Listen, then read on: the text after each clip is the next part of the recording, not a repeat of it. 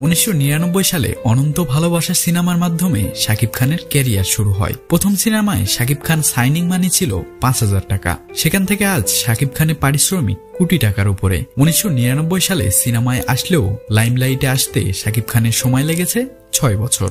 2005 সালে আমার স্বপ্ন তুমি সিনেমায় অসাধারণ অভিনয় করে সবার মন জয় করেন তিনি। এরপর আর পিছে ফিরে তাকাতে হয়নি তাকে। 2006 সালে 10টিরও বেশি সফল সিনেমা দিয়ে ওই সময় সুপারস্টার মান্নাকে টপকে সবচেয়ে বেশি পারিশ্রমিক নেওয়া নায়কের খাতায় নাম লেখান শাকিব খান। 2007 সালেও 10-এর অধিক হিট সিনেমায় উপহার দেন তিনি। তখন থেকে শাকিব খান সুপারস্টারের তকমা পায়। 2008 সালে নায়ক মান্না মারা গেলে পুরো চলচ্চিত্র শাকিব খান নির্ভর হয়ে ওঠে। 2006 সাল থেকে 2023 অনেক নায়ক এসেছে, কিন্তু কেউ শাকিব খানকে টপকে যেতে পারেননি। 45 বছর বয়সে এসেও দারুণ ফিটনেস নিয়ে একের পর এক সিনেমা করে যাচ্ছে শাকিব খান। এটা বাংলাদেশের প্রেক্ষাপটে বিরল, কারণ বাংলাদেশের নায়কের বয়স 40 হলেই তাদের ফিটনেস ঠিক থাকে না। 2008 থেকে 2023 পর্যন্ত বাংলাদেশের যত হিট সিনেমা হয়েছে এর 90% শাকিব খানের দখলে। একটা সময় ছিল যখন শাকিব খান মানসম্মত সিনেমা করত না, কিন্তু গত 2 বছর ধরে সেটার পরিবর্তন হয়েছে। এখন শাকিব খানের সিনেমা পাইপলাইন খুবই শক্তিশালী। প্রিয়তমা শাকিব খানের ক্যারিয়ারে নতুন অধ্যায় খুলে দিয়েছে।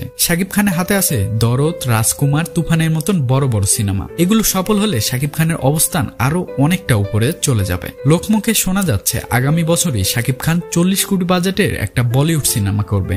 শাকিব খানের মতো 18 বছর ধরে একগুচ্ছ আধিপত্য অন্য কোনো নায়ক দেখাতে পারেননি। তাই বলা যায় শাকিব খান নিজে একটা ইন্ডাস্ট্রি।